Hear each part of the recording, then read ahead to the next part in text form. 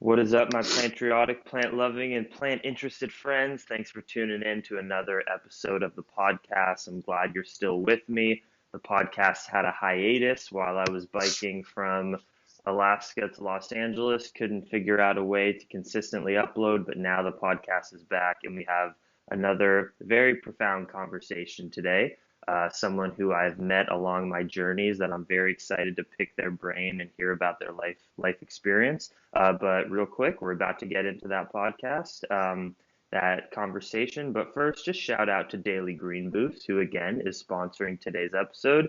Daily Green Boost is a barley grass juice powder, my friends. I use it every day. In fact, I just fed Maggie, my new rescue dog, which I rescued a few weeks ago. I'll have to tell Dan about that, our podcast guest, because my bike life is about to change pretty dramatically with Maggie in my life. But Daily Green Boost powder is awesome for dogs. It's also great for humans, and I eat it every single day. It's barley grass juice with the water and the fiber taken out of it. So all you have is that dense green micronutrition. You throw it into your smoothies, into your salad, into your food, and you get a shot of health and nutrition and amazing vitamins and minerals that you would have to get from eating like 10 salads, which your jaw would not be happy about. So when you buy Daily Green Boost on dailygreenboost.com and use the discount code Plantriotic, you get 10% off of your order, which is awesome. You're also supporting a vegan company. My friend Jamie runs Daily Green Boost, and it helps support the podcast and the YouTube channel as well. So use Plantriotic in the discount code. I appreciate it. Other than that, today is Monday, my friends.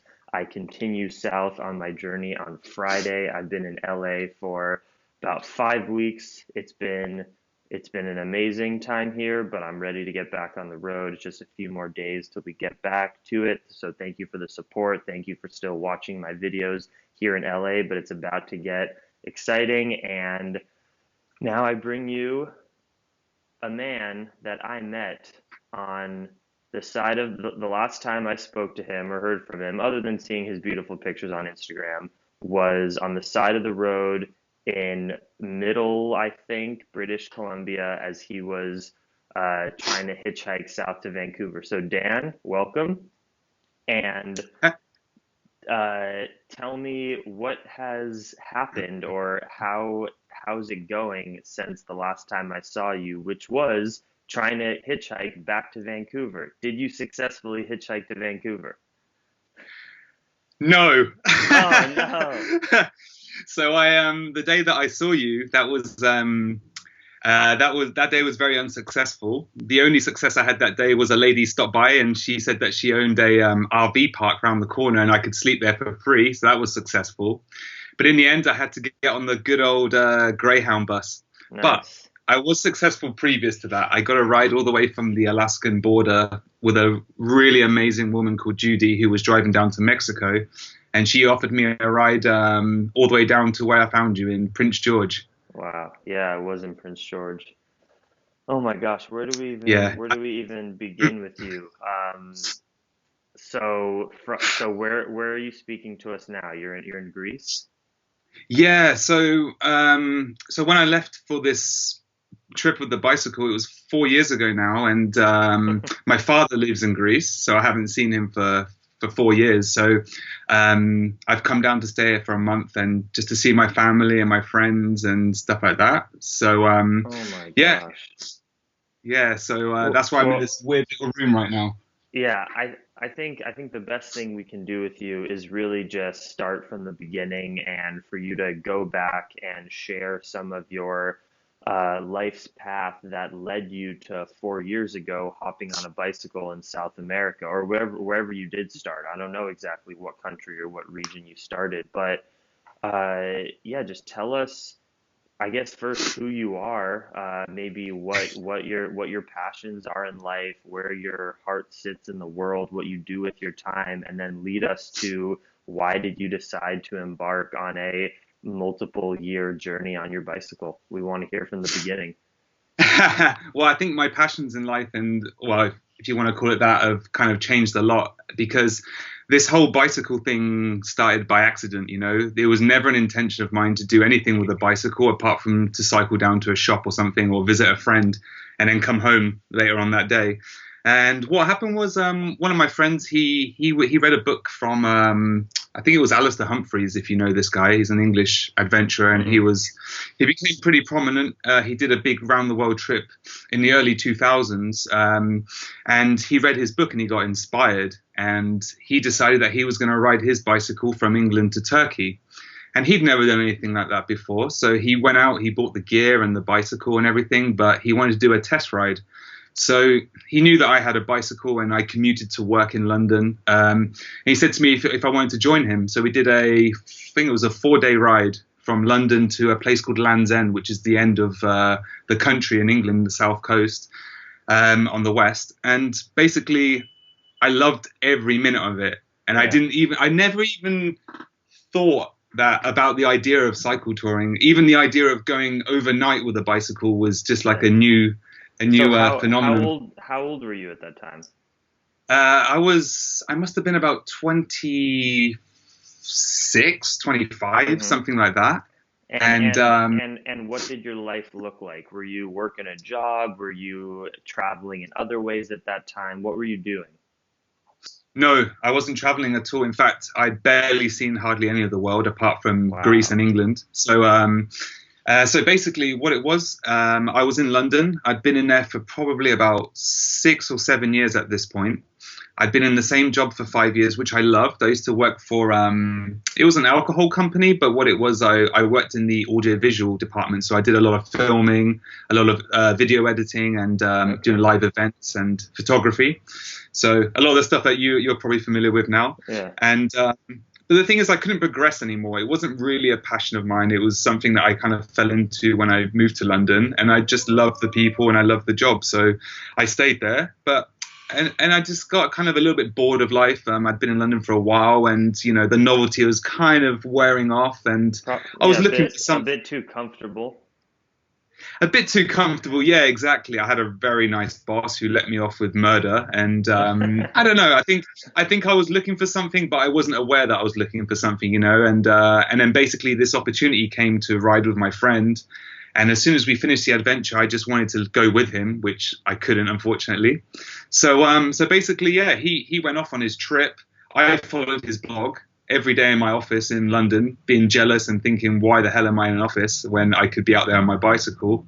And the very next summer, I bought a really cheap bicycle and I took a 3-month trip around Europe. And so that was the beginning of it all. I got a taste of cycle touring and all that kind of thing. I was very Yeah. naive. I learned a lot of lessons from my first trip. And then as soon as I finished my European trip, I decided I have to do something bigger, which is where I decided on the trip of going to South America and riding all the way up to basically where I saw you.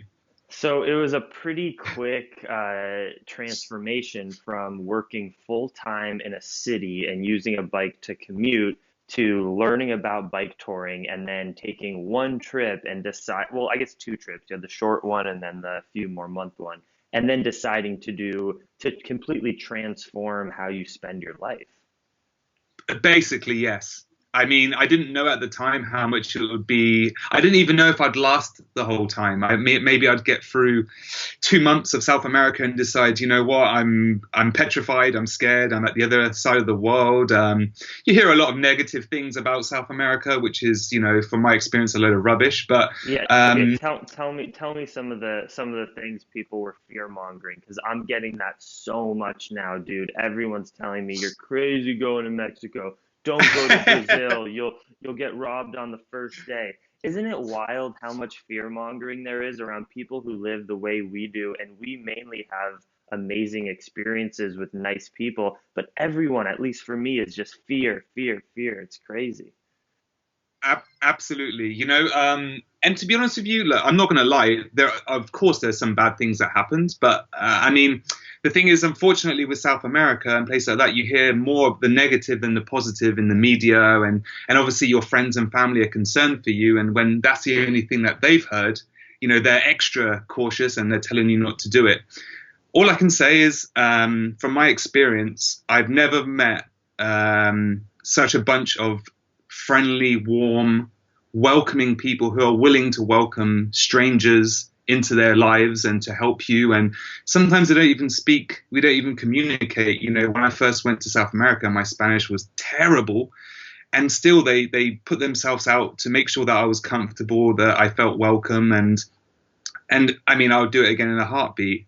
But there are some places where, you know, maybe negative things do happen. But you know what? I've been robbed in London before, you know, and, you know, so Right. it's one of those things. And if you hear about those specifically dangerous places, you can avoid them. There's a lot of other amazing places to explore, and we travel on a bicycle. We can't simply go to every single place in the world, so it's okay to avoid the places that are, really not a good idea to go to. Absolutely. And you know what? You know, we also have the benefit of things like, you know, blogs and people who's already traveled in these countries. And, you know, you can kind of do it like you can go into different groups on Facebook or Google, and you can kind of look through and you can speak to people and ask them and get their advice who know it firsthand.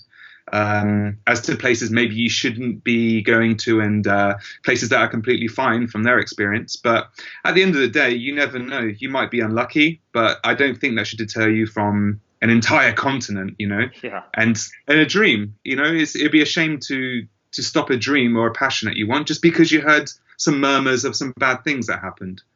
You're speaking my language. That's what I'm saying. I wanted to So, talk to you actually. So, are you? So, do you have any concerns about going um, to South America? I don't have any specific concerns. I mean, you always have a slight concern when you're traveling by yourself to unknown lands. You're going to be aware. You're going to see, where do I feel comfortable? Does this street feel right? Does this person feel right? But beyond those basic, just subconscious fears, no, I don't have any specific fears, because when I biked across Malaysia, people told me it was going to be dangerous. When I bike, everywhere, people tell you that it's going to be too dangerous. And I've never been somewhere where I was in fear of my life for more than Yeah. a couple minutes, and you can always get to a safe place and avoid a situation. So I'll be honest, no, I live in a lot of faith that the universe provides, and I'm smart and I don't put myself in unnecessarily stupid situations. And no, I'm just excited to hit Mexico. I'll be there in about 10 days from now, probably, because I'm That's so awesome. because I'm so close to the border, and I plan on spending as much time in Mexico, 6 months to a year, as I can. Wow. But so how many days, before we get into, I want to hear like some specifics from your trip, starting in the Yeah. south and making your way up. But how Hmm. many days and how many kilometers did you travel from South America to Alaska? Oh, wow. I don't know the days. Well, you But said I'd say, 3 or 4 years. oh yeah, but the thing is, I actually stopped in, because my money was zapped. I actually Right. stopped in Vancouver and I lived there with my girlfriend for the best part of 2 years and saved some money. Wow. So if you think about just the traveling alone, it would be probably, yeah, Hey, a good year and a half. Is that your new dog? yeah, yeah. That's Maggie, my alert dog. But I'll mute myself while you talk and get her to stop. You're all good. Yeah, for sure. So yeah, I'd say probably I took probably about a year and a half of constant traveling in total. But you know, everybody's Wait, pace wait, is wait, wait, different. wait, wait. You got What's from that? South America to Vancouver in a year and a half? I'd say like if it was all, yeah, I'd say so. That sounds Because what really I've had, fast to me.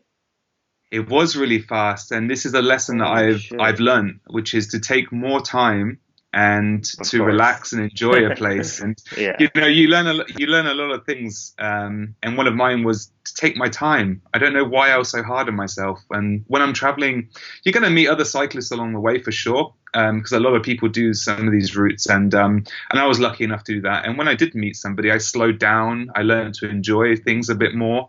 Um, and when I'm on my own, I kind of am a bit hard on myself. You know, I just keep going and going, and that was one thing I definitely learned, which is to slow the hell down and just relax and enjoy it a little bit more. Yes, I've learned that lesson on previous bike tours, because this is Maggie, by the way. I've seen some Um, pictures. and How you believe it or doing, Maggie? not, Maggie's doing great. And believe it or not, Maggie, I'm going to be pulling a trailer now on my bicycle.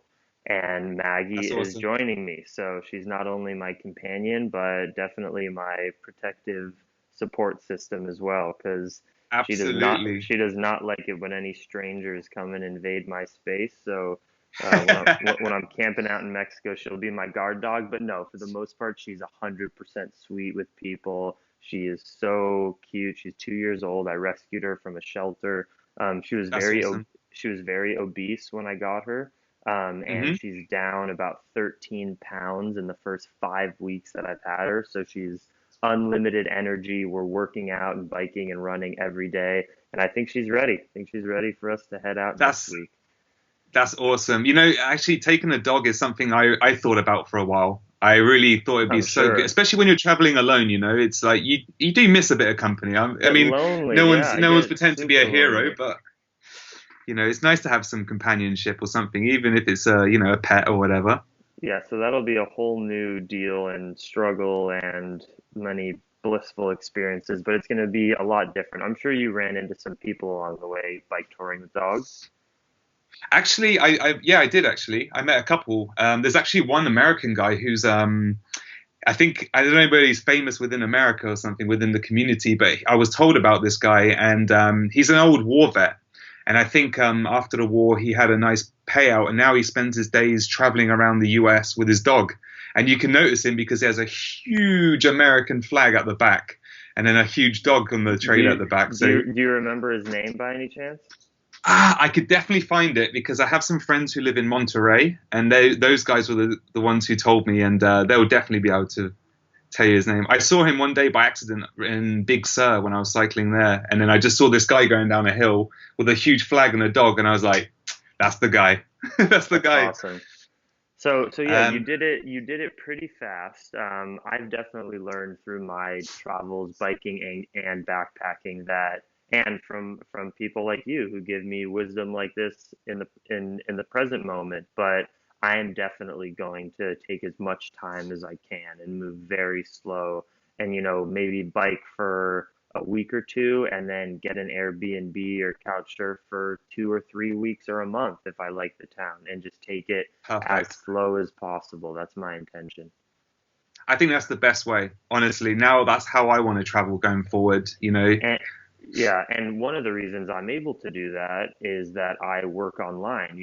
I meet so many travelers, and I guess I understand because it's slightly the more conventional way to do it, but people who work for a year and then travel for however long they can, kind of spending that money, and then they run out and then they work again. But I have design my system a bit differently where I work as I go. So I'm not pressed for time. I don't have any place else to go. I don't have a job to get to because I'm working every day along the journey.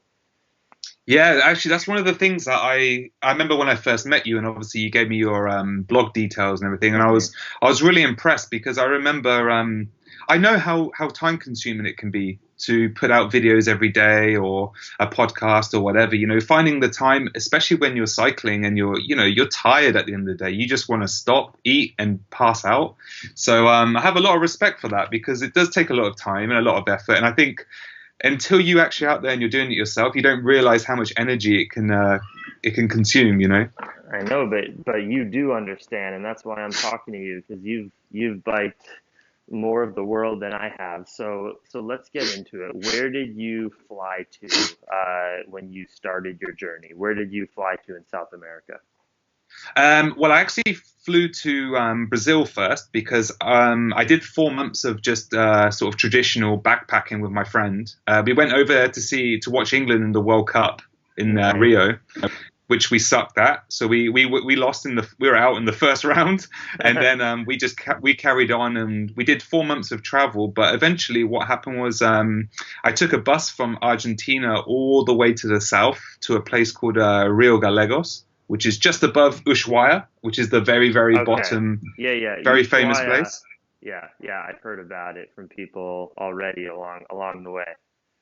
It's like the southernmost Yeah, civilization in the world or whatever. yeah. Um, yeah, so I basically went down to there and I headed straight across to Chile, and that's where I met a couple of Americans So that's on heading like the west to Chile. west. Yeah, that's the Yeah. one. Okay. There's a special place in South Chile. It's called the Carretera Austral, and you've probably heard of it, or you've at least I seen don't think people I on have heard Instagram. of it yet.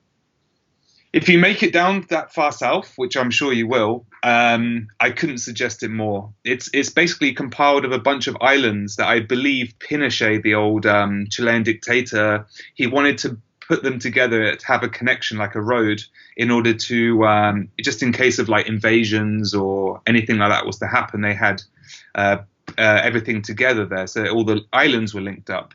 But what it's actually done is it's created this incredible place for cycle touring, any sort of adventure, because it just has every sort of landscape from mountains and dirt roads and forests, and it's just a beautiful untouched region of the world, which for me it's about 2,000 miles or 2,000 kilometers long, and it was by far one of the most special places I've ever been to. And And you is know, it it, was just an incredible. what does it even look like? I don't even know. Is it similar to the Arctic where you ended your trip? Is everything covered in ice that far south, or is it a lot more temperate, mild climate?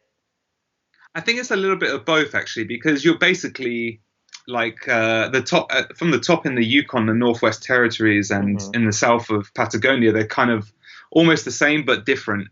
So you've got like ice-capped mountains, glacier lakes, you know, Yeah. beautiful like icebergs and stuff like that. But then you've also got the more temperate kind of forests, lands, and stuff like that as well. But it's you go through those beautiful little villages, and it's quite a big hotspot for a lot of cycle tourists. So you get to meet some people along the way as well. But there's Okay. not that many cars that travel there, so you basically have the road to yourself for a lot of it. It's hard But you work.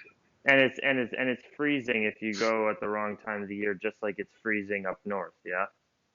I'd say up north is worse. Okay, good. That's I what I was I think. trying to have you say Yeah, because I thought so. yeah, I didn't go as far as you. The most north I started at was Tok because I started in Anchorage and I went up Yeah. to Tok, Alaska and went down. But you went a bit further, I think, past Tok. But we'll get into that once you tell a few more stories. So, okay, you started pretty much as south as you can possibly be. Yeah, so actually, basically, in order to start the Carretera Austral, you have to take a boat, which comes, I think, once a week or something. And so basically, you ride through the hardest border I've ever had to ride through. I mean, it's more pushing and pulling than anything. But you overcome that, and then you're basically down on a small little port where the boat comes. Now, when me and my two American friends, who I just happened to meet along the way, when we arrived there, we were told that the boat was broken and we didn't know when it was going to come. So we were actually stranded in this little hut for about 10 days. We were stranded in this little hut. Luckily, we had a lot of supplies, but by the last day, we were getting desperate. We were down to last bits of food, and And was there any town there where could you hang out with locals or buy anything? You were just stranded at the port of a waiting for a boat that was broken. exactly.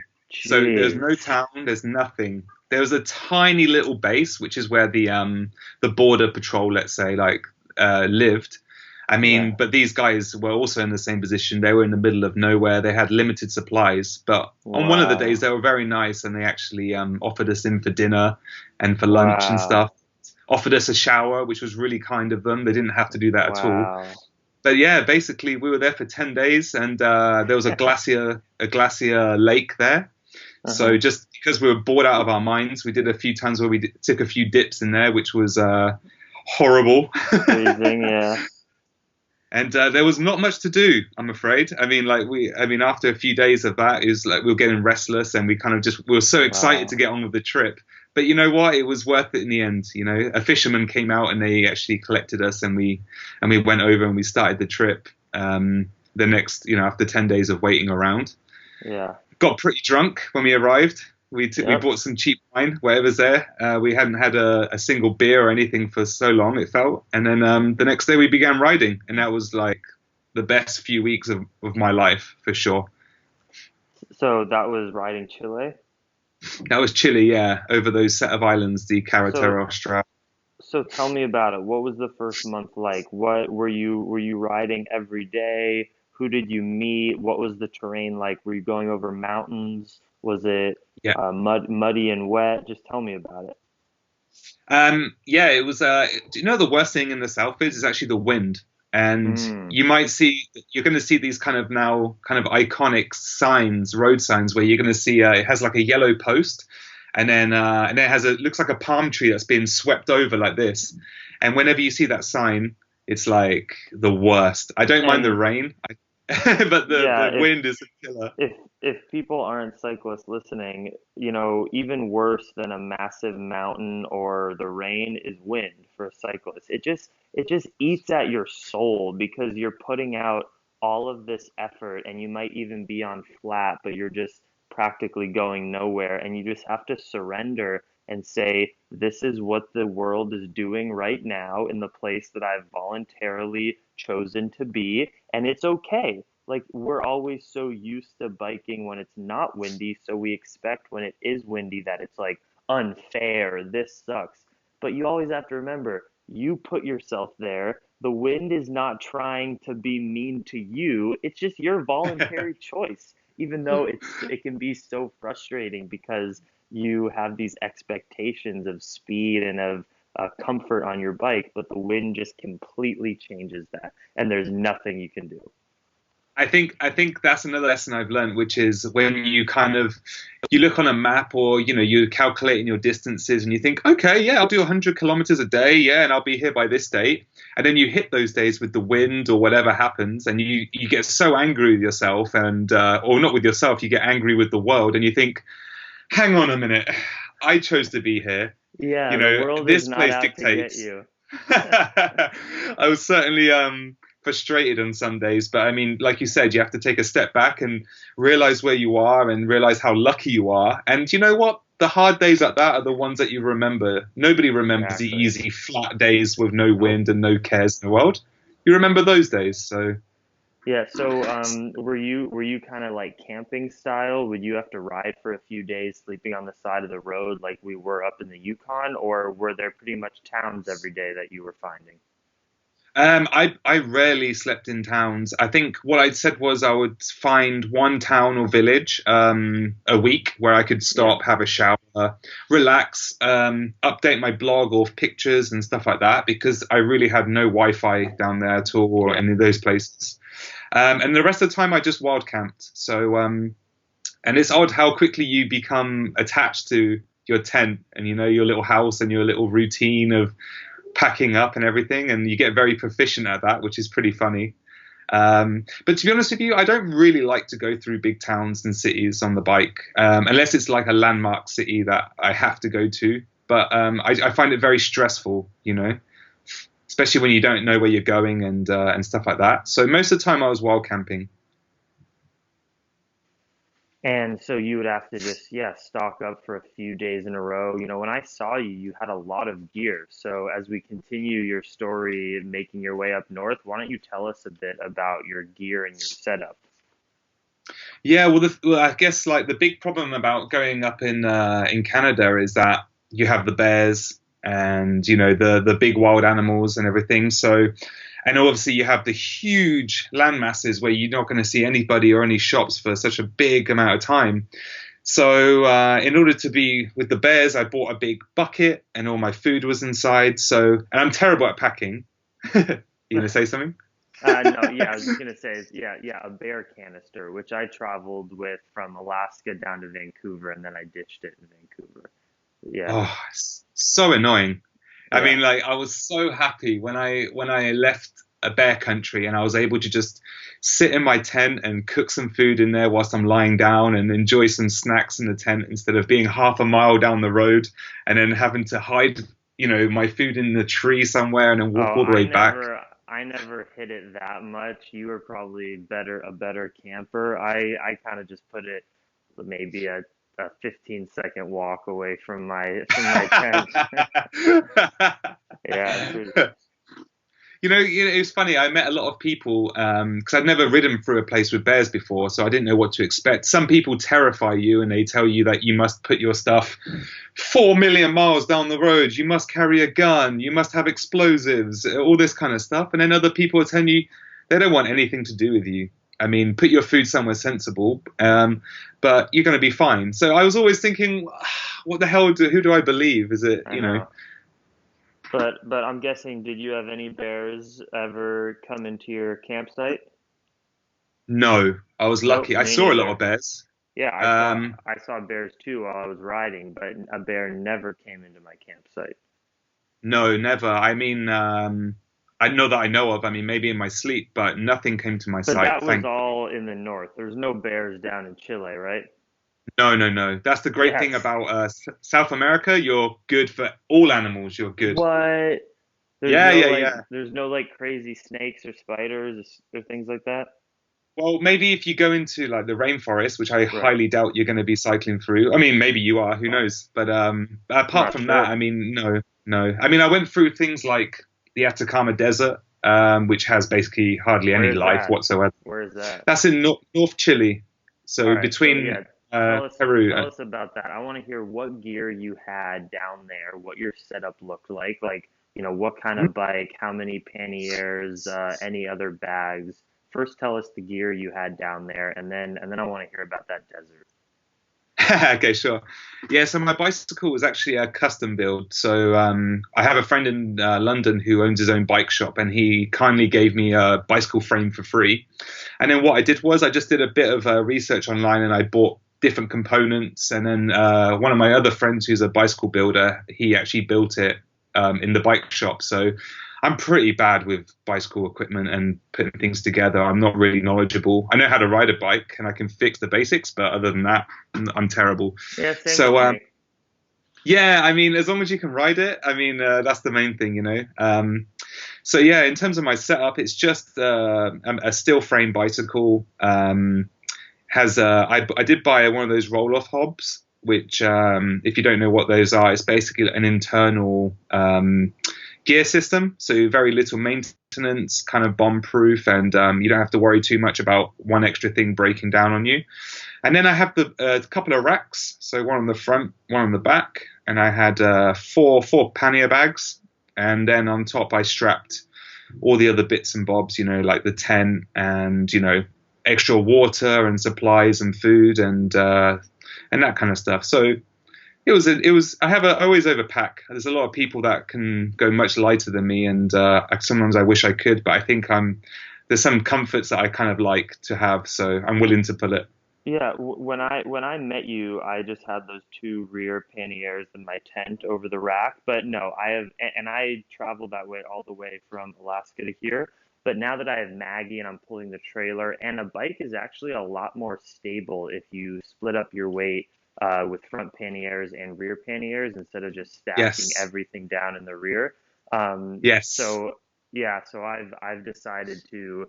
Now, it's not that I'm going to be taking much more stuff, but I'm just going to be splitting it with front panniers and rear panniers for sure. So I yeah. think that's definitely the way to go, especially if you're on such a long haul like we are. You never know if for a week or two you're going to have to bring twice the amount of food, twice the amount of gear if you're going up a mountain or something. So it's good to have space, not to be so tight. For sure. Have you actually tried riding your bicycle with Maggie? Oh yeah, yeah, yeah. And I actually rode across America coast to coast with front and rear panniers, and then I've done the last few years of touring with just rear panniers, and now I have front and rear panniers plus the bike trailer with Maggie. So I haven't yet ridden with Maggie around town fully loaded with all my Okay, panniers, but I've ridden with like two light panniers and Maggie, and it's a completely different ball game. I mean, for she sure. weighs she weighs 50 pounds and the trailer weighs 25 pounds. What? Yeah, so I've been carrying like 50 pounds of just my gear. So now if Maggie's in the trailer, I have to pull about 120 pounds. Um, Holy moly! No wonder yeah, you're trying to put her on a diet. so there's that. But to be honest, she's such a perfect companion because she doesn't even like being in the trailer. She'll tolerate it after she's run about 17 to 20K, but she'll run Wow, 20 kilometers before she even wants to get in the trailer. fair enough. I'm riding very slowly because she's obviously a lot slower than a bicycle is fast. So, Yeah. but I'm going to be traveling a lot slower. You know, in the past, 100-kilometer day was totally feasible if I had to make it. Mm, That's just completely out of the question now, and I'm actually yeah. excited about that. I'm going to be putting in, 50-kilometer days probably on average and just move slower with Maggie.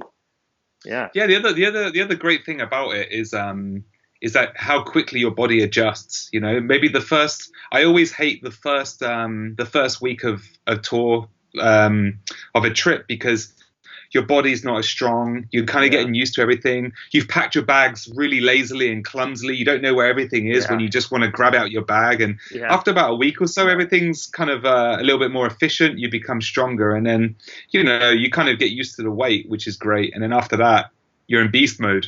Yeah. Okay, yeah, so you had just a pretty standard setup with all your panniers and an extra bag. Um, Yes, yes. So and yeah, nothing special.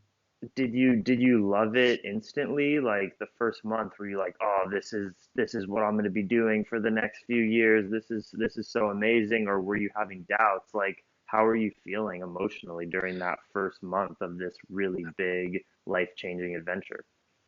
Well, the thing is, I'd been planning this world kind of trip, or at least South American trip, for a best part of 2 years, and I was really excited. And I remember Wow. the first day when I pictured it in my mind when I was working like a second job in London in a bar, and I was kind of like 5 in the morning making a cocktail for some drunk person. I remember just going into a daydream and wondering how it would be the first pedals of South America and the first few miles. And at last, I was finally there, and I just remember it being very surreal. And very strange. Like I said, I didn't speak any Spanish, and so I was a little bit out of my element. But I was just excited. I was, with a whole heart and everything like that. And I think I was fortunate in the sense that I met two other cyclists, the other Americans. So in the first week of cycling, so my confidence and was boosted instantly from being around people who spoke English and were also doing the same thing as me. And I kind of had a bit of comfort from that. So it was a nice start to the trip. And by the time I started going really into the wild on my own, I felt comfortable and confident that everything was going to be okay. But there was always new challenges. Like when I went through the desert, I'd never been through a desert Yeah. before. I had no Yeah. idea what the hell I was doing. I've been through the Mojave Desert, but it was only like maybe 3 days, and you're through the whole thing until you get to Los Angeles. I want to hear about some of these South American, Chilean deserts. So tell me what it looked like, how you had to prepare, how often, what your mileage was. Were you seeing people, or were you like out in the desert for a week just with Mother Earth? um, yeah, I mean, it was. I think I took about. It must have been about a month. I think it took me about a month to get through the desert. Something like that. It was. It was a long time. I mean, Wow. it's a huge desert. I mean, you could probably go faster. But what it was is that when I got there, my fears were like I didn't know where the next village would be. I didn't know where I was going to pick up water. Water was my main concern, really. I'm one of those people. I don't know why, but I just seem to sweat so much. So I was always having to replace my water. So for me, it was about carrying water and having enough. And sometimes when I kind of got into places where I kind of expected to see somebody or some sort of civilization, and I didn't, I would get a little bit panicky and think, I've only got 2 liters of water left. Please, let me find something soon. So I quickly learned that I would carry around 9 or 10 liters of water at all times, just in case, because the water isn't just for drinking; it's for cooking, for washing if you need to do something like that. So you need to carry a lot, and there's a lot of weight which kind of weighs you down.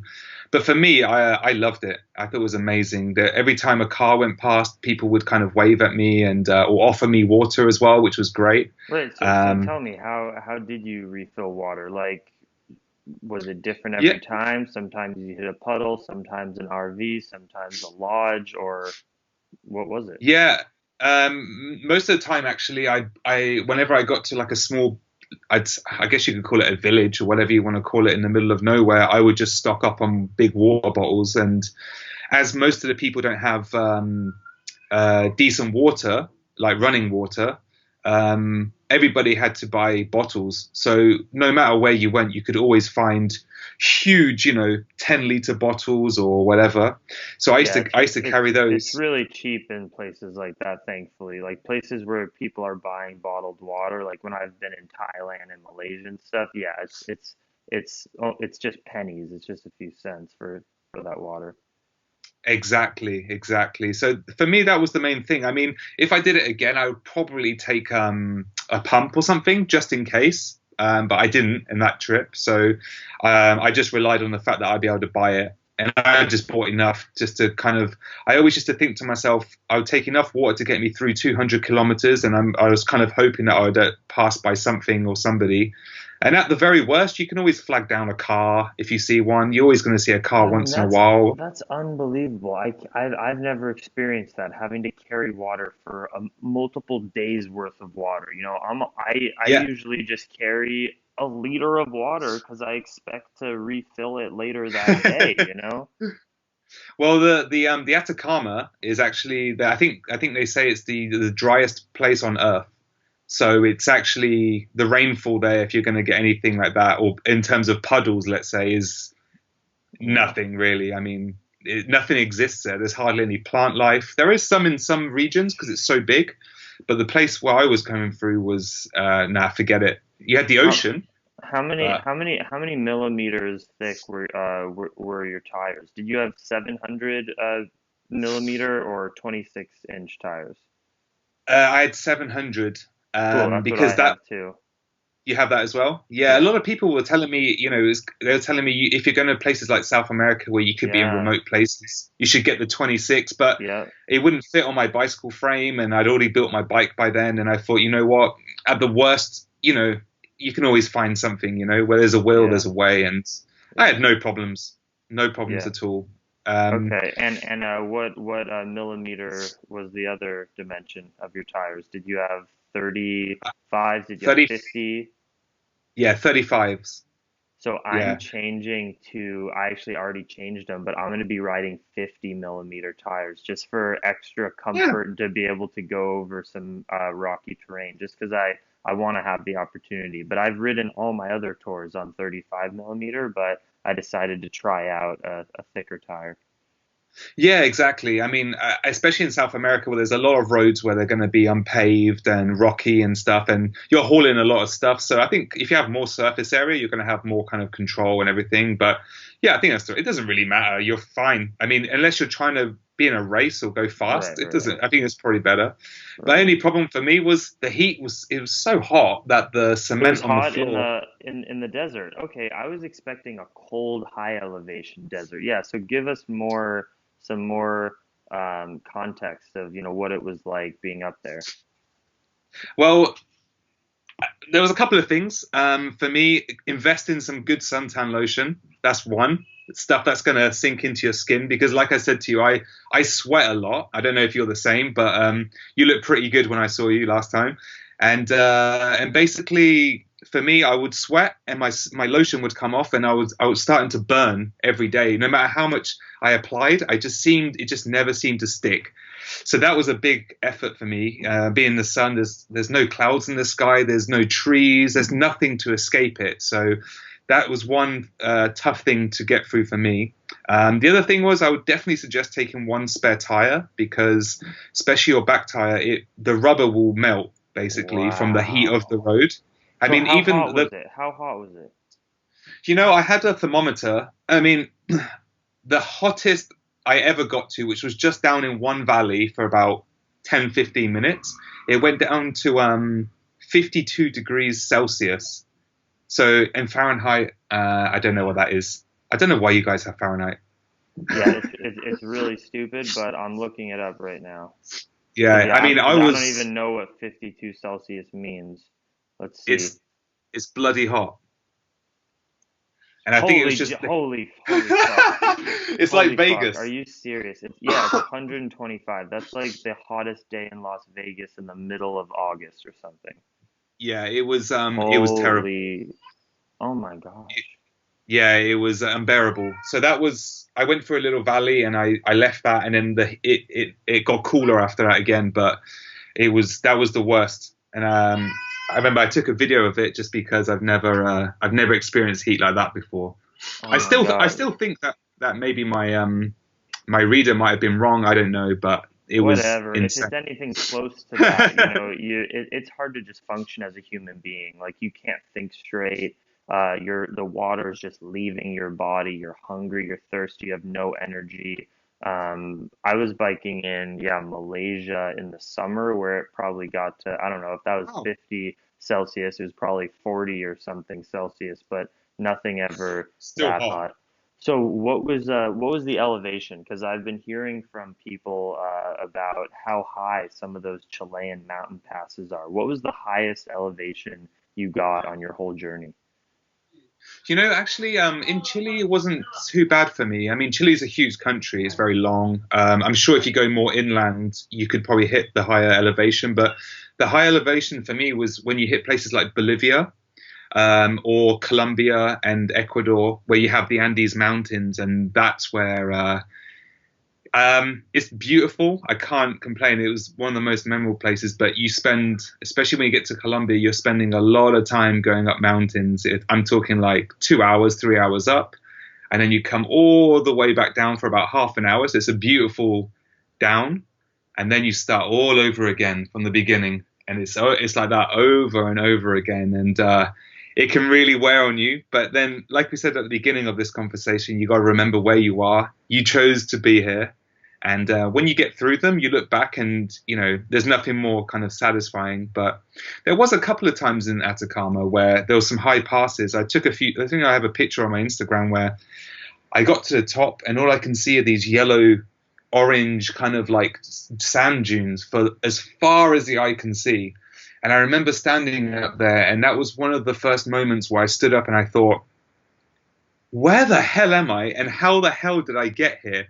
Why am I here with my bicycle? Yeah, I it's should be in surreal. London in my air-conditioned office with my free coffee machine around the Yeah. corner, and and now all of a sudden I'm on this pass, and I can't see a single human being. I can't see any life, any plants, nothing, and I'm just here on my own. And there's something terrifying and something really elevating about the fact that you're doing this with your own power, and you're self-sufficient, and you have everything that you need attached to your bicycle. And I don't know, there was just a feeling of kind of I guess you could say like just joy, just kind of very strange but very, very exciting. I mean, you just hit exactly like the nail on the head of why we do this. Like you just explained it. It's the like bike touring is incredible for those moments where you just stop and you straddle your bike and you're in the middle of the road and you just say, yeah, why am I here?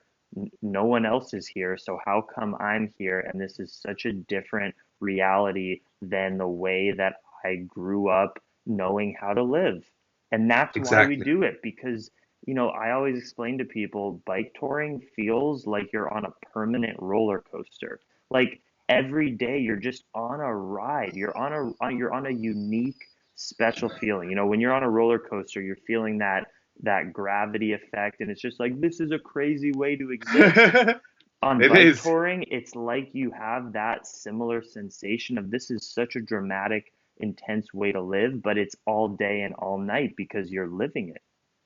Absolutely. So Honestly, cool. I said I always made a promise to myself that in the morning when I wake up and I've packed everything up and I've put everything on the bike, if I don't have the same sense of excitement about what the day is going to bring and who I'm going to meet and what I'm going to see and where I'm going to be the next night, if I stopped having that sensation, I was going to stop the trip. But thankfully, never ever have I not woken up and been excited for what's going to be ahead. And I think it's kind of like a drug. You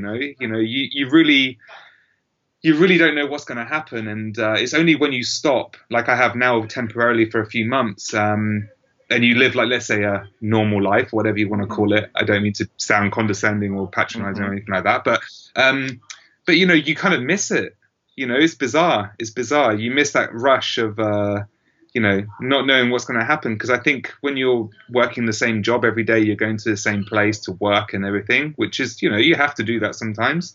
Um, it lacks that kind of sense of ambiguity or whatever, what's going to happen. It's kind of very preordained. So Yeah. yeah, that was the promise I made myself.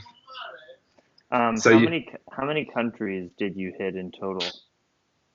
in South America, well, Well, including the no, backpack. Oh, all the way to, Alaska. How many countries throughout all that um, time? well, I had, what did I have? One, two, three, four, five, 6 countries in total because I had to fly over some Central American countries because Hmm. I did have a little bit of bad luck. Unfortunately, I was robbed. Okay, Um, tell me about that. Yeah, well, look, just as a precursor before I say, because I don't really like to say this to people who Yeah. haven't been to South America, because I feel like it's kind of validating those people who have those fears about South America being a reckless, horrible place. But I was in the wrong place. What I'm going to do is I'll send you a message I'll give you the exact road I was on because after I got robbed, I realized that this road is very famous for people cyclists being robbed, which I didn't know at the time. So I'll let you know so you have the information beforehand. But there's a road that goes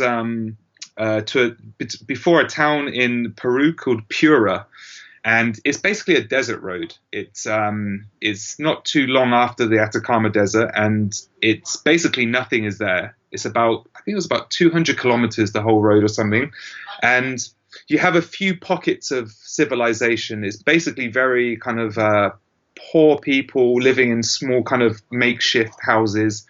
And they had things like they were selling honey on tables outside of the road because that's kind of some of the resources they had to make money. So as you can imagine, they probably see this white Western boy on a bicycle, and he's listening to his music on his iPod and everything. And I was cycling along, and I remember looking down to change like a podcast or something, and I looked back up on my handlebars, and there's 3 guys in the middle of the road, and one guy had a gun in his hand, so I was very shocked to start with, and they stopped me in the road. I pretended like I didn't understand any Spanish. I was acting the dumb Western guy to kind of stall time because I saw a few cars going past in the morning, and I was hoping that maybe somebody would stop and break it up or something. But what happened was the guy actually got pretty annoyed that I was wasting his time because they wanted me off the road as quickly as possible so they could get to my goods, let's say. And so the guy sort of cocked his gun and he shot down on the road next to my foot to scare me. And I thought, you know what? An iPhone or an iPod is not worth taking a bullet for anything. So unfortunately, I went to the side of the road with these guys, and they were just going through my bags, and they took, my laptop, the stuff they thought they could sell, basically, a Uh-huh. camera, phone. Hey, man, Yeah. the thing is, Yeah, um, yeah, I mean, ultimately, if they weren't threatening your life immediately, you're lucky, you know? exactly. It's a weird thing, yeah, because for me, I mean, look, luckily for me and you, we can get a job or we can make money, we can replace Yeah. these things, no problem. For them, it's a little bit different. It's a lot different. So, in a weird way, I kind of almost forgive them. I don't really have any hatred Yeah. or anything. It's opportunistic 100%. and it happens. But yeah, basically, I lost a lot of stuff there, which set me back for money. So did they leave your bicycle? They did. They took mainly the stuff like I said, electronics. They took like my nice waterproof jacket, stuff that they basically could sell Damn. on. But they left me with what I needed. They left me with the bike. I had my tent. I had my stove. I had my Wow. clothes. Um, yeah, it was a weird thing, That's but such an intense exchange because yeah, in that moment you're so attached onto the few possessions that you own because you've worked so hard to minimize down mm, to this place, and then you're confronted where you are riding into someone else's culture who you're there because you want to be, and you're even traveling or vacationing in a sense, and these people actually live in the place where you're just passing through to have this crazy story, and they yes, don't have the opportunity to go anywhere else because, most people you meet in these very low income parts of the world haven't traveled. They haven't no, left their community. Their world is how can I survive every day right here where, my friends are, and maybe I have a little bit of work. So in a way, Absolutely. you had to surrender and understand, and that it's such a wild interaction because it's not like they, punched you in the face and took all your stuff and left you out in the dust. They were like, No. we understand that this guy is traveling. We need to take this opportunistic opportunity, which, selling a laptop may be multiple months worth of income for them. Who knows? And Yes. there was a sense of humanity in it, and that they left you with what you really bare bones needed, but they kind of took what they needed, even though that sounds so wrong No, it's because true. stealing to people like us who have lived a relatively privileged life, stealing sounds like such a inhumane thing to do, but for them it is just a different thing than for us going and stealing a laptop from a store. It's completely different. Absolutely, yeah. Because um, if we were to steal, if we were going to go to a store right now and steal a laptop, we're not stealing it because we need it. We're stealing it because we want it, and that's the difference. And that's really the difference. That's really why I never had any anger towards them. I was angry at the situation. I was angry that I was in the middle of nowhere on my own. I felt that was probably one of the moments after they'd taken what they wanted and left me.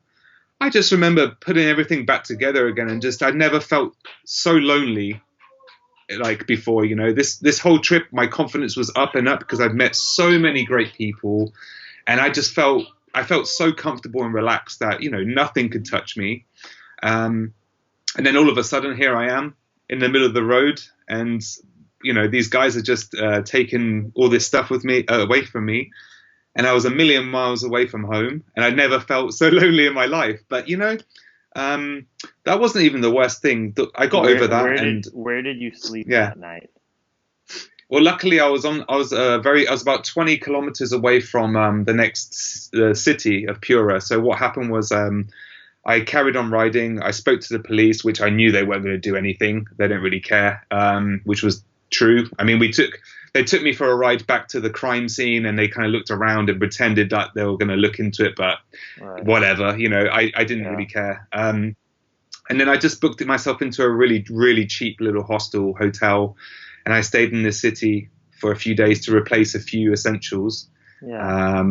But you know what? The worst thing for me wasn't, I didn't really care too much that they took the stuff. I really didn't. The worst thing for me was that before I went to South America, I was apprehensive because, like we said before, like you hear the negative things, the crime and all this kind of thing.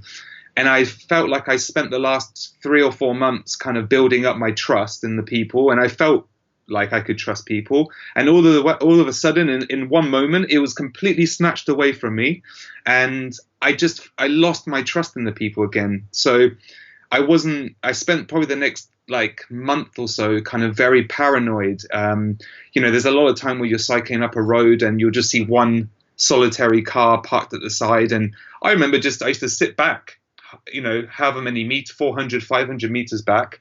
And I would just stay there until I at least saw somebody in the car or the car left, because I was paranoid that I would go past the car and somebody would jump out at me. And, I had all these horrible thoughts in my head, and I wasn't able to enjoy my trip. That was the worst part of the whole scenario.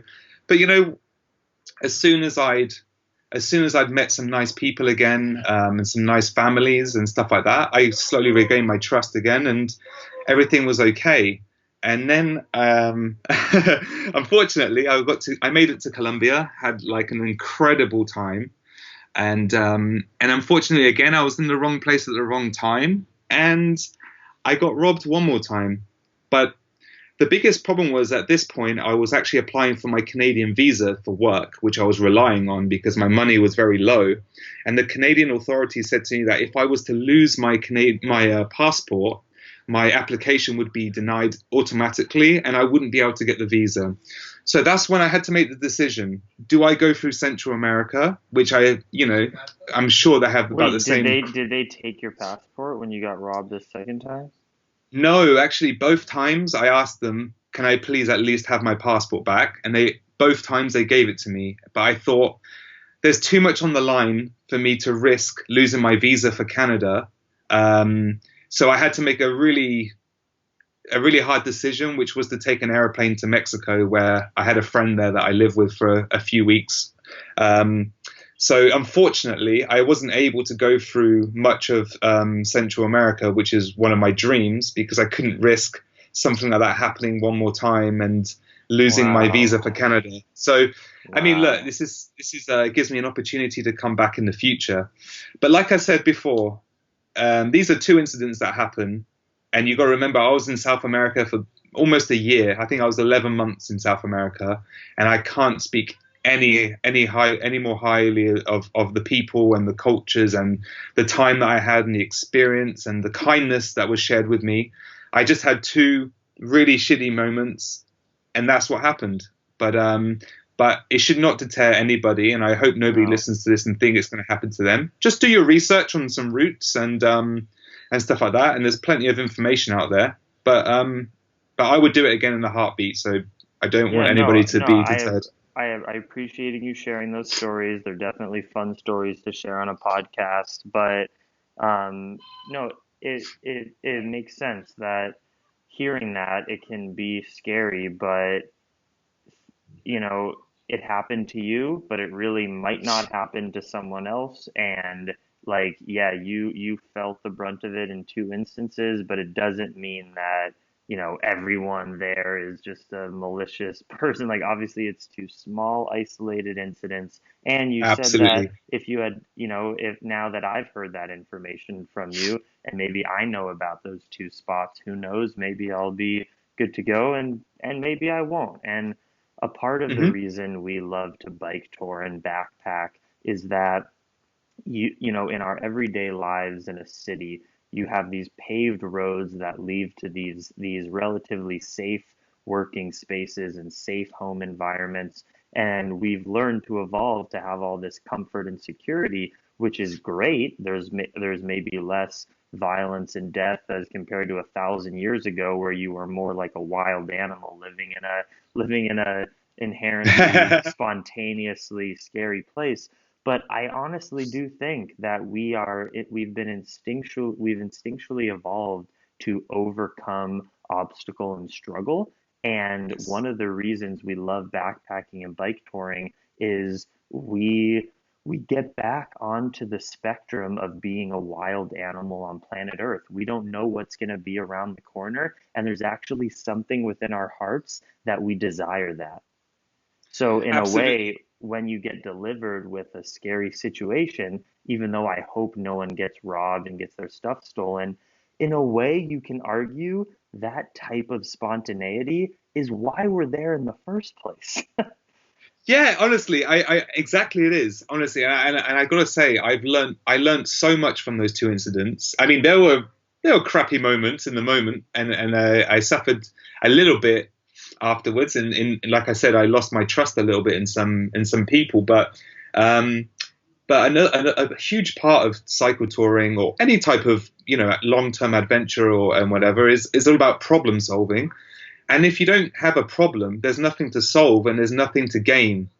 So even though I don't wish anybody to have anything bad happen to them, like I don't want anyone to be robbed or to be attacked or anything, but when it does occur, you learn to deal with it. And I think these are kind of instances that will help you not just in cycle touring, but anything in life. If you can get through those moments where you feel alone or you feel threatened, and you work your way out of it, because you will work your way out of it one way or another.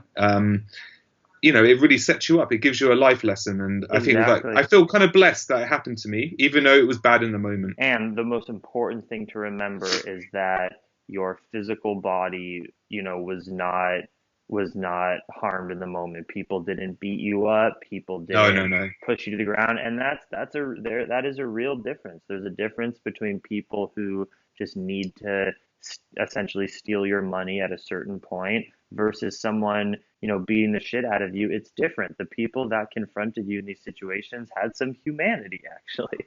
Well, this is the thing. I mean, these people. That's why I don't have any anger towards these people. They didn't want to hurt me. They didn't want to kill me. They wanted an opportunity to have some money to do Yeah. something better, probably for their families or Yeah. whatever. There was never their intention to hit me. I mean, if they wanted to do something bad to me, they could have, Yeah. but it was never their intention. It was an opportunity to get something that is going to aid them or their family. That is it. Yeah. What was your favorite 30-day stretch of the trip?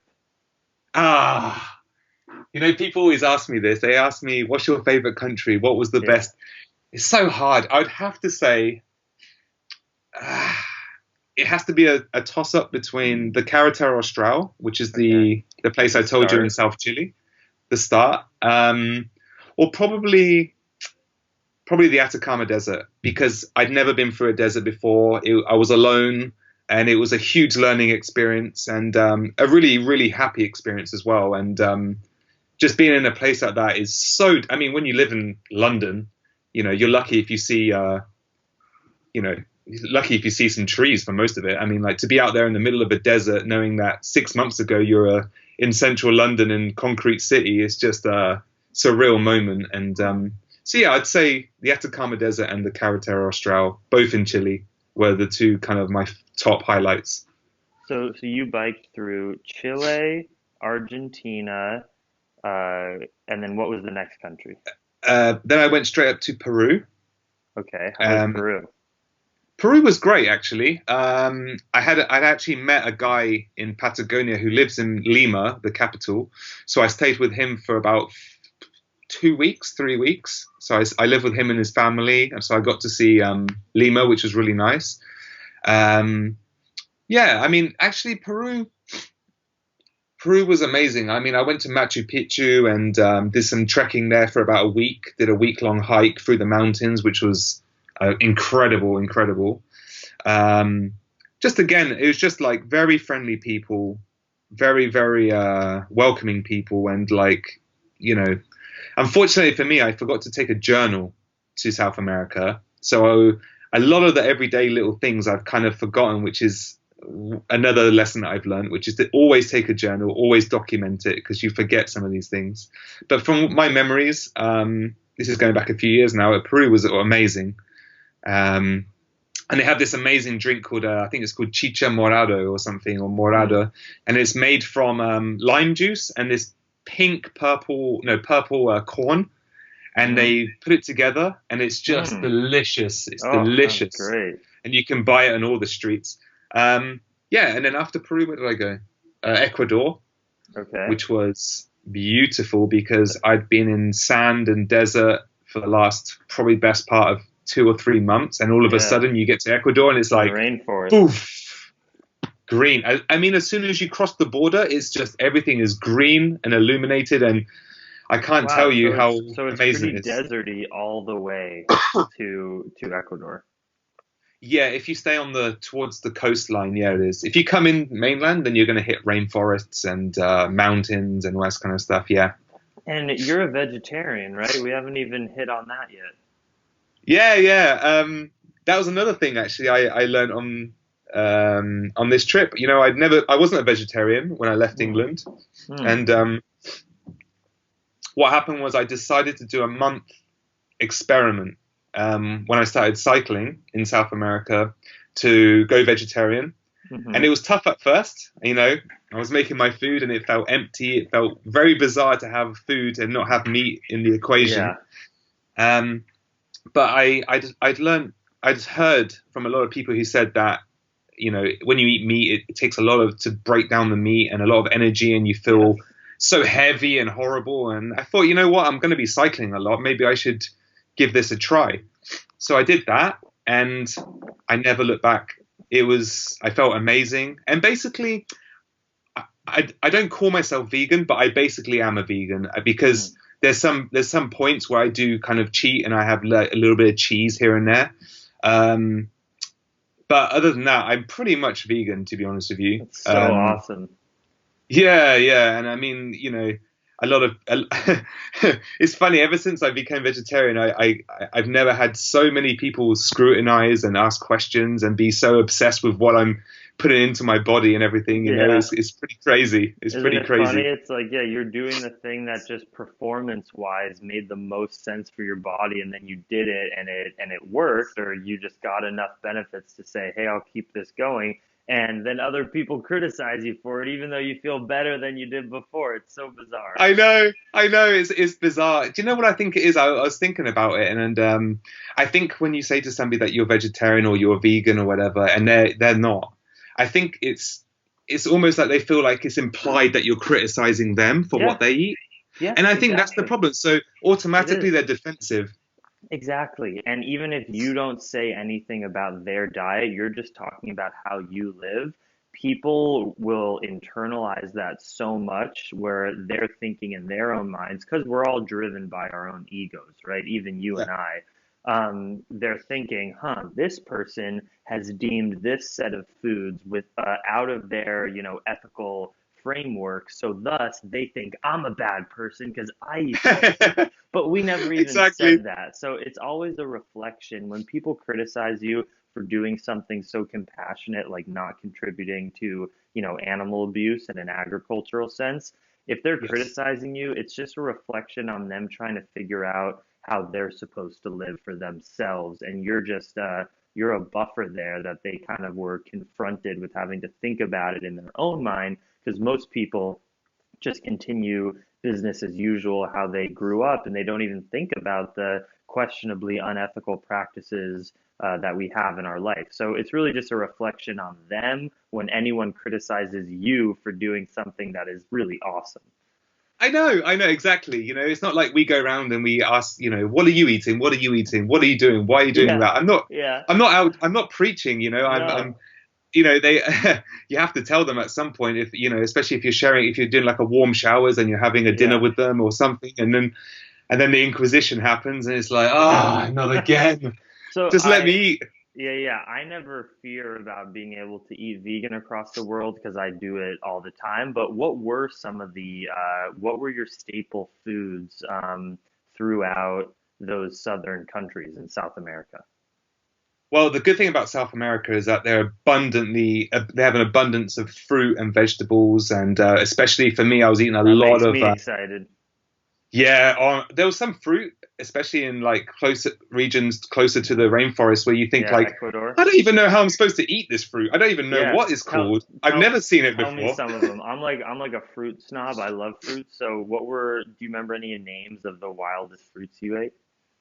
Do you know one of the best fruits I had was I believe it's in Brazil, and it's a purple fruit, and actually a lot of people they make it into like a smoothie, and I think if I might be butchering it, I'm pretty sure it's called asahi, and it has a Yes, lot of you acai. know it, right? Yeah, yes, You know it, acai. asahi. Yeah. This was delicious. I love this. I just had, I mean, along the way, I had a huge knife like this, not for protection, but to eat melons. So Nice. watermelons, honeydew melons, all the That is melons in the so world. badass. You had a melon knife on your bike tour. I had a melon knife. You're going to see a lot of these places you're going to go through. They don't have like big supermarkets. They're going to have mainly people sitting outside of their farms, and Yeah. they're going to be sitting there with all tables with fruit and vegetables that you can Oh, buy that yes. they've basically just plucked from their fields and stuff like that. So, oh, and it's so cheap. So basically, I would ride along knowing that I was going to find somebody at some point. So for me, I'd be carrying melons because you have the sugars, you have the delicious taste, and also you have the water in there as well. So you're rehydrated as well. So I was eating melons all day long. I loved it. I loved it. But yeah, basically anything I And can get my and then hands on, I have. what about the cooked food staples? Was it corn, tortillas, oats, beans, rice? Yeah, so it would be me. I love beans. So any legume, beans, red kidney beans, chickpeas, butter beans, you name it. I have obviously oats, um, peanut butter, of What? course, Yep. but also So things like I started getting into grains. So I'll just get a bunch of things like split peas, hmm bulgur. I'll have quinoa, like all the all those same guys. things I love and eat now. I'll be able to eat on the road. Yeah, man. I mean, that's not a normal meal for me would be something like a couple of mixed grains. Let's say like some red lentils. We'll have some bulgur. Then I'll basically put some soy sauce on top. I'll have some kidney beans, and then I'll put some flaxseed or some chia seeds on Hmm. top, and Oh, it's perfect. basically So it's perfect. what kind of stove were you cooking on? What kind of camping stove? I have is it Prime? I think it's Primus. Yeah, it's a Primus. It's one of the Omni stoves. So it's the ones where you have the bottle that you screw in. Okay. You can use whatever you want, petrol, white spirit, whatever you want to use. Right. Would you, yeah, I've been thinking that, yeah, I should probably get a stove like that versus one where you need like a little compressed air propane type of thing, because you probably can't Yeah. find that as much. The good thing about the Omni stoves is that you can literally just rock up to a gas station, just put Yeah, in the pump, fill it that's up. You're awesome. gonna probably like less than 50 cents for a liter, and then that Yeah, and does they'll you for last you. 1 week, 2 weeks, Yeah, who knows? that's a Yeah. that's a really good call. When I met you in Canada, you told me that I don't know if it's that you would never eat it again, but you haven't eaten oatmeal in so long because you were so traumatized. Have you eaten oatmeal I think I've had oatmeal once or twice since then. since? Oh my God, so you still can't eat oatmeal. No, no, no, I can, but I'm going to be going with my girlfriend to Japan in the summer, and we're going to be cycling for another 1 to 2 years, and I'm saving it. I'm Wow, saving my that's appetite. exciting.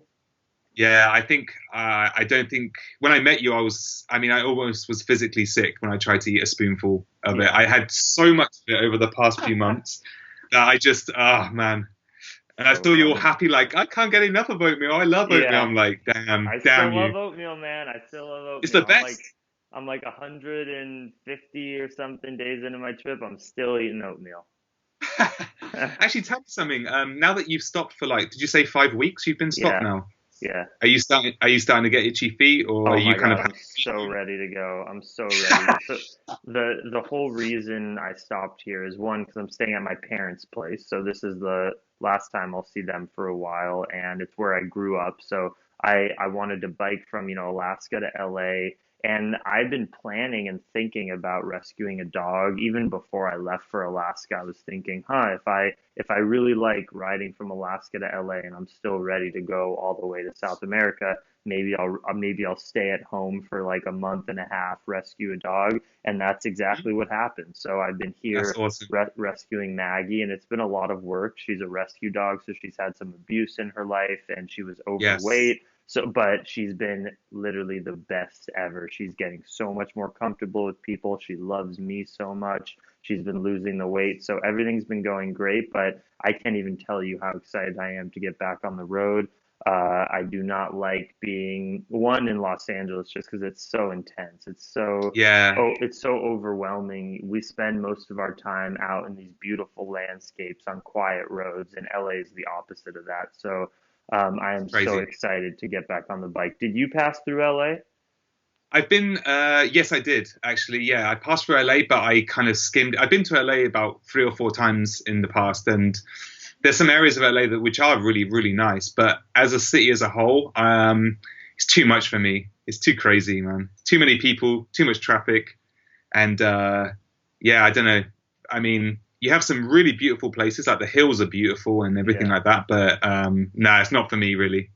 All right, so Sorry. before we close down the podcast, and I want to ask Yep. you about your Japan trip coming up, but what anything else you want to share with us, like a story, an inspiring story, a struggle of something over your trip? Is there any last thing you want to share, or a special Um. moment, or a special lesson you learned, or a place you visited?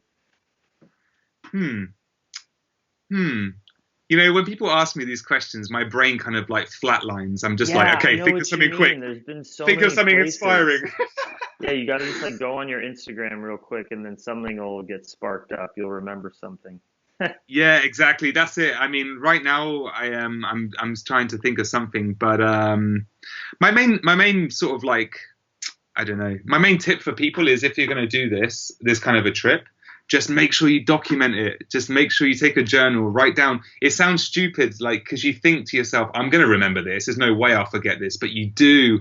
So definitely, even if you just go on your phone and just do a little audio recording, do something, just always do it, because you'll never ever know when you kind of like in a few years down the line and you pick it up and you find these files and you listen to them, and it will kind of take you right back there to where it all started. But no, I can't think of anything right now. I mean, there's so many things that happen. There's not one in particular, but Yeah, I for mean, sure. we can do this again another time, I'm sure, and Exactly. I'll All have right. a Well, think. tell me. So, how many months? I met you in must have been October. Um, Yes.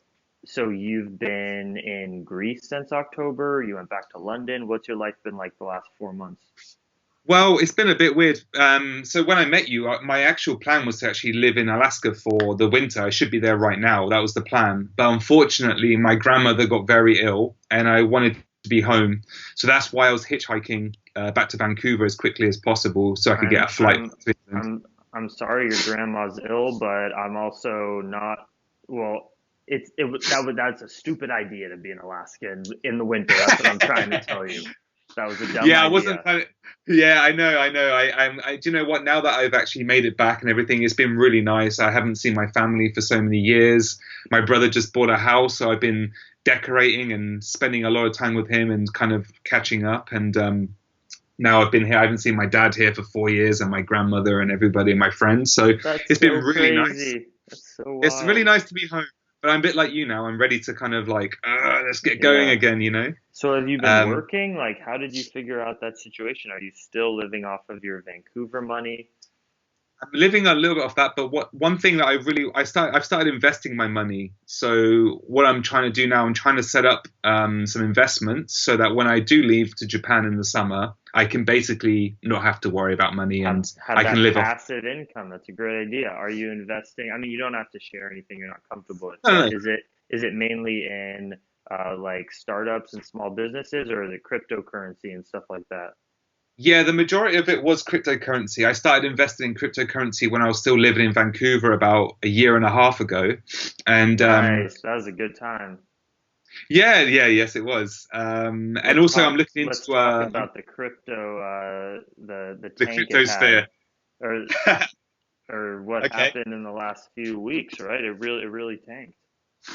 It did, yeah, yeah, yeah. I mean, it happens all the time. Yeah.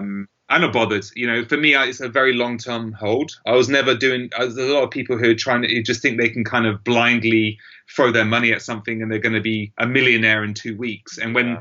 the market starts to crash, they freak out, they take their money out, and then whatever. But for me, it's just I'm trying. I've invested. I spent a few months researching.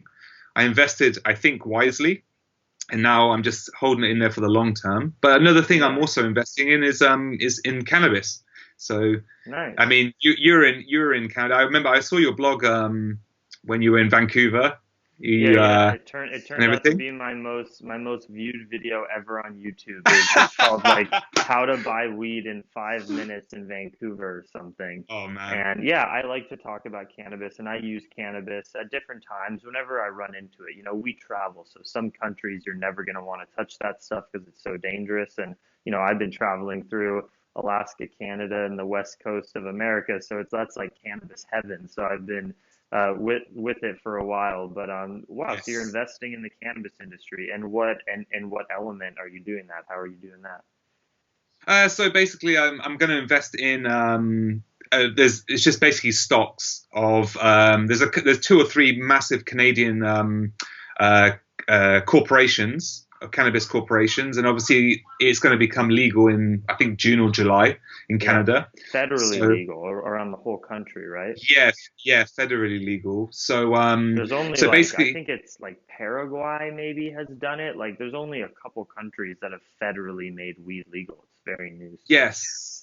Yeah, I think Portugal in Europe, Portugal as well. I think you're allowed to have a certain amount of plants in your house, but Hmm. basically, Portugal are kind of like leading the way in the sense of like they're having an open discussion about drugs instead of it being an illegal taboo, and they've actually seen their drug usage has dropped dramatically, in illegal activities and stuff like that. So I think it's the way forward. But basically, it's a good opportunity now to invest in something like Canadian weed stocks a few months before it's about to go legal. Yeah, So I think it's a good time. So we'll see what happens. awesome. Nothing is for certain, but So you're but yeah. you're so you're gonna continue the bike lifestyle.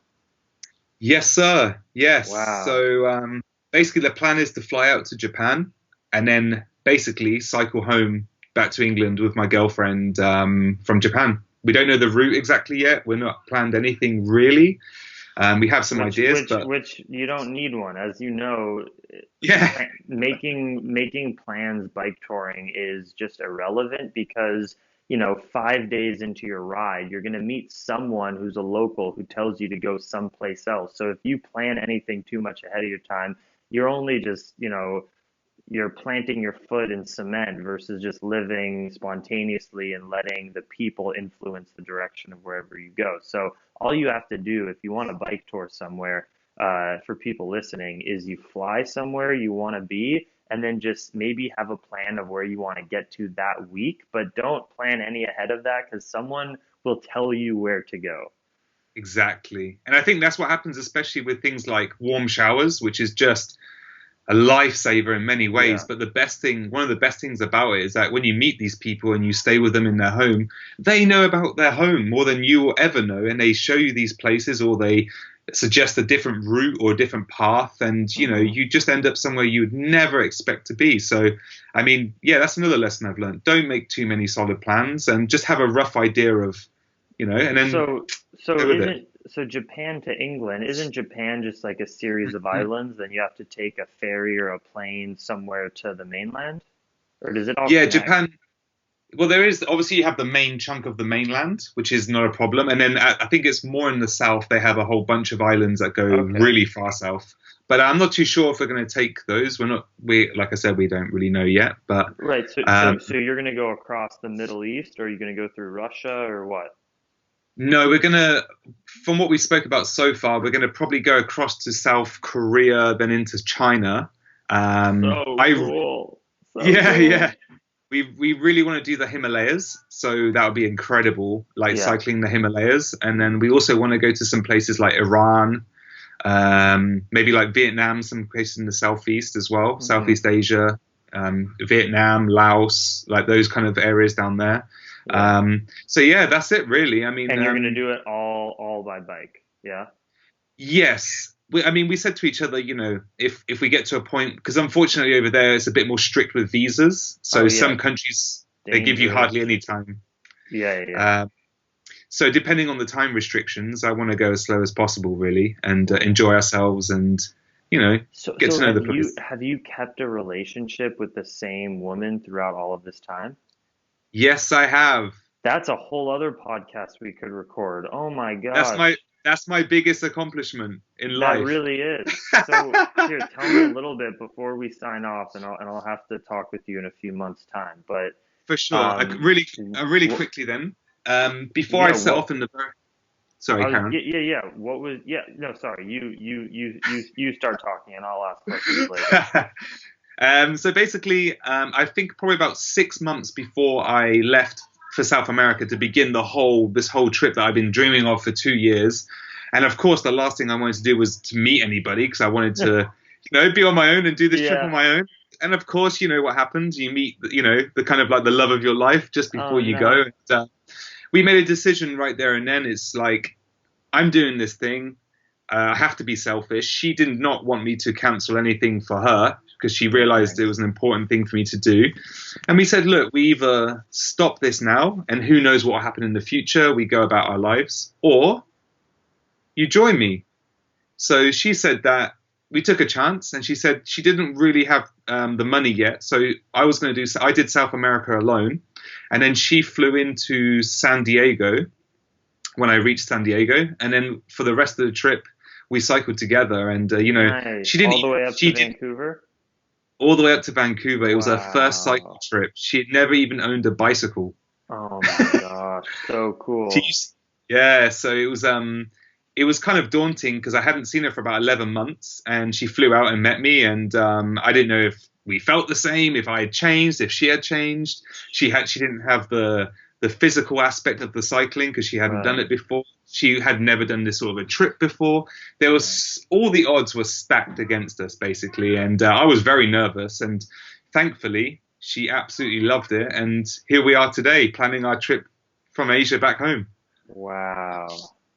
That Yeah, is she's amazing. so that is so cool.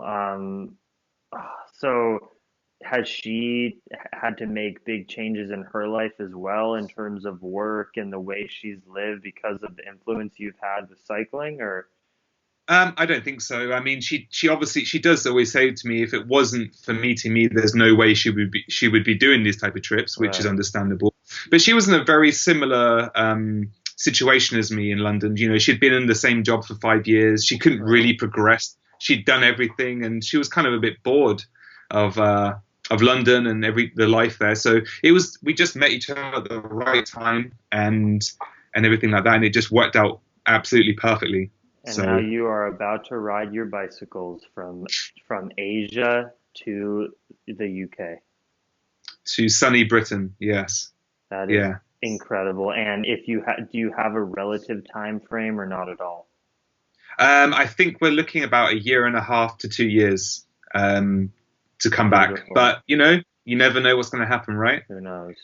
We might fall in love Dan, somewhere out you there. are such an inspiring dude. I am so blessed and grateful that, I stopped on the road or you stopped me for us to talk for that 20 minutes Yes, out in the yes. Yukon. And, that was a The big only moment person. for me. You're the first cyclist I had met who has successfully done what I'm about to try to go do. So you gave me a lot of inspiration and I connect with you a lot on a lot of your feelings and kind of vibe with the way you travel and why you do this type of adventure. I feel like we're very similar. So I hope that, we can stay in each other's lives and chat every few Absolutely. months on the road. And of course, one day we're going to have, maybe someday I will successfully find a woman to bike around the world with. And then and then the four of us can go do something fucking crazy like Africa or something together. It would be an honor, mate, honestly. And and when before you leave or when you're on the road, if you have any questions, any concerns, anything, just let me know. If you could like send me an email with all the most important information, like that road you told Yes, me to avoid, any people to yes, contact, just send me like an email with some tips and that would be awesome. no problem.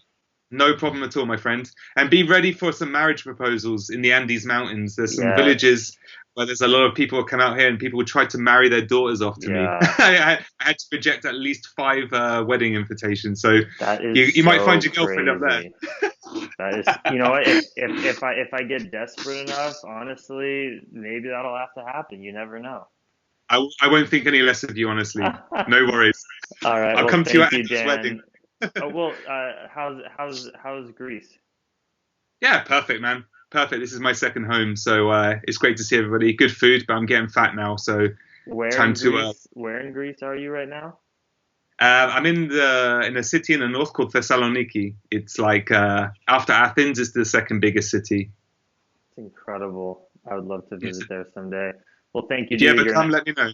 Yeah, you're an absolute inspiration. Everyone, go check out his world travel bicycle adventures on Cycle Earth on Instagram. Is that right? That's And correct. is there any other place that people can message you if they're curious or see what you're doing? Do you have like a website or an email, or is it pretty much just Instagram's the best place? Yeah, for me, Instagram is the best place. I focus more on my photography, but I do have a website with the same name. It's cycleearth.co.uk. But yeah, for me, the best place would be the Instagram Cycle Earth. Thank you so much, Dan. You're awesome. And everyone, thanks so Pleasure. much. Thanks so much for listening. Remember to go follow Dan, and you can follow me as I bike around the world with my dog Maggie. You can follow us on our daily videos on YouTube. As you know, it's called Plantriotic, the same name as this podcast. If you want to go above and beyond and support us as we travel, you can pledge $1 or two per month on my Patreon page. Patreon is a platform. It's patreon.com/plantriotic. All the links will be in the description of this podcast, but it's just a way, if you like the daily videos we post, you pledge $1, $2, $3 a month, whatever value you get from the videos and podcasts I post throughout the month, and it helps Maggie and I pretty much feed ourselves as we sleep outside traveling the world. So if you're able to do that, much appreciated. If not, just continue enjoying the free content, and that is just as good. Daily Green Boost, shout out again. Thank you for sponsoring the podcast this episode. And if you want that little hit of green micronutrition in your smoothies or your salads or whatever, go buy a bottle on dailygreenboost.com and use Plantriotic as the discount code for your 10% off. I appreciate you. Thank you for listening, everyone. Much love, dream extreme, and we'll come out again with a podcast soon because I'm loving having these conversations. They're so much fun, and we get to talk to cool people like Dan. All right, peace out, everyone.